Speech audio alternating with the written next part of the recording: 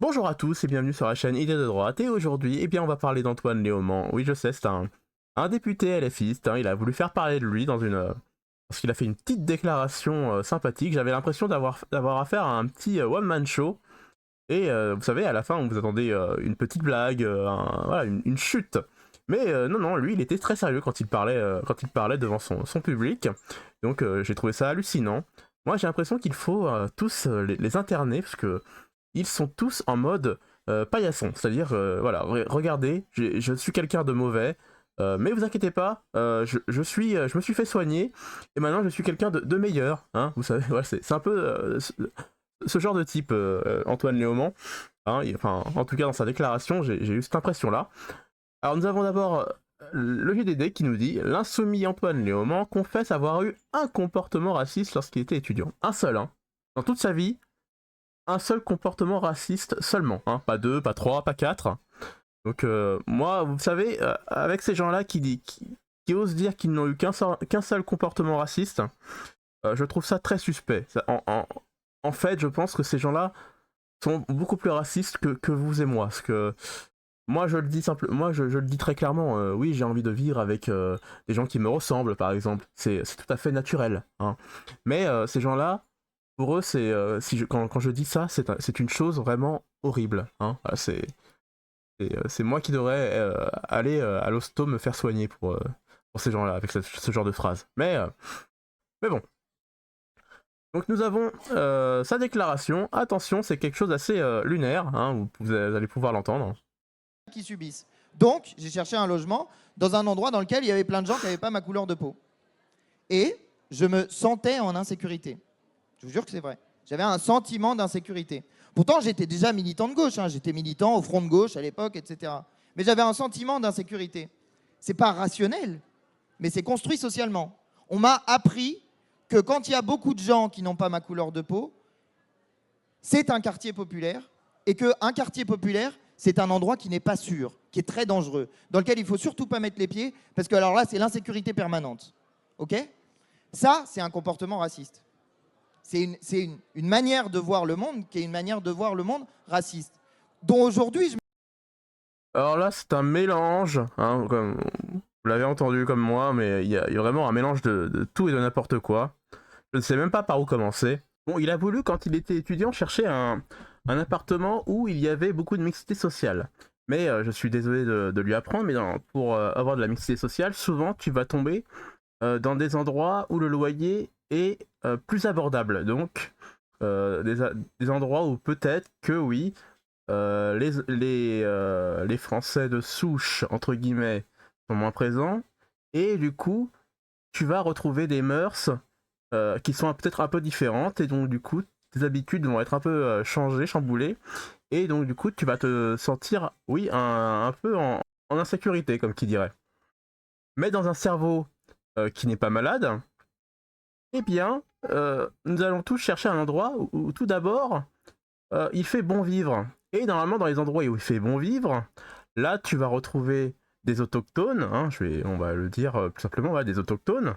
Donc moi, si je cherche un endroit au Japon où il fait bon vivre, bah, je vais trouver plus de japonais, hein, et du coup, on va vivre à la japonaise, et du coup, je vais pas me sentir perturbé, hein, vous savez, comme ça, hein, donc du coup, en France, c'est pareil. Si tu cherches un endroit où il fait bon vivre, souvent tu vas tomber sur des Français autochtones, et du coup, on va vivre à la française, et du coup, tes habitudes ne sont pas perturbées, et donc tu ne te sentiras pas en insécurité. Et en plus, ce qui est marrant, c'est qu'il nous dit non, mais en plus, voilà, j'étais quelqu'un, j'étais militant de gauche, hein, à ce moment-là, donc vous voyez, donc déjà, il essaye vraiment de minimiser la chose, hein, de dire, vous voyez, j'étais déjà pour la mixité sociale, j'étais vraiment pour que les communautés soient mieux représentées, hein.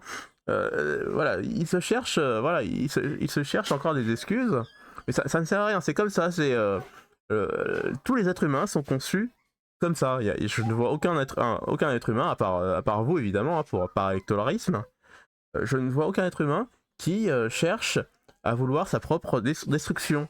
Alors moi j'aimerais bien après savoir qui t'a appris que des gens qui n'ont pas ta couleur de peau hein, c'est forcément un quartier populaire, c'est forcément un quartier dangereux. Hein. Qui t'a appris ça? Bon, c'est pas tes parents, je pense. Hein, à ce moment-là, sinon tes parents, il faut les renier, il faut les jeter au cachot, hein, parce que tu es dans un parti assez extrémiste quand même à ce niveau-là. Sinon, qui t'a appris ça? À l'école? Non, à l'école, je suis désolé, l'école est tenue par la gauche. Hein, c'est toujours le vivre ensemble. Hein. Je sais que moi, on m'a bassiné avec. Vous savez, j'ai eu des cours d'éducation civique. Hein, c'était au collège. Ouais, au collège. Ah, et déjà, on me bassinait avec ce vivre ensemble. Hein, dans les livres, de toute façon, on voyait des gens de toutes les couleurs hein, en train de jouer ensemble, se tenir la main. Donc, déjà, à mon époque, bon, c'était plutôt le vivre ensemble hein, qui était prôné. Ce n'est pas les médias, parce que les médias, la plupart du temps, sont tenus aussi par la gauche. Hein, ils sont pro-gouvernement, hein, ils sont pour le vivre ensemble aussi.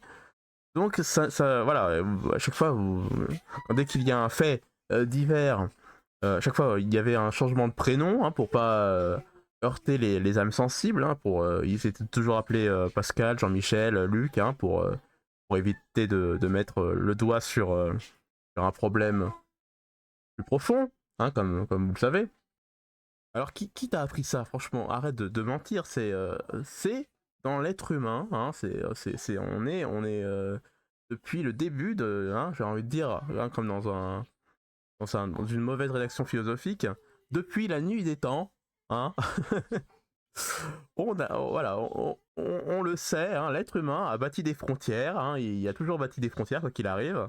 Il a toujours mis des barrières hein, avec des gens qui lui semblaient suspects, hein, qui ne vivaient pas comme lui, qui n'étaient pas de sa tribu, qui n'étaient pas je sais pas, voilà, qui ne vivaient pas comme eux. Hein. On a toujours mis des barrières hein, au cas où. Hein. C'est toujours comme ça et ça a toujours très bien fonctionné.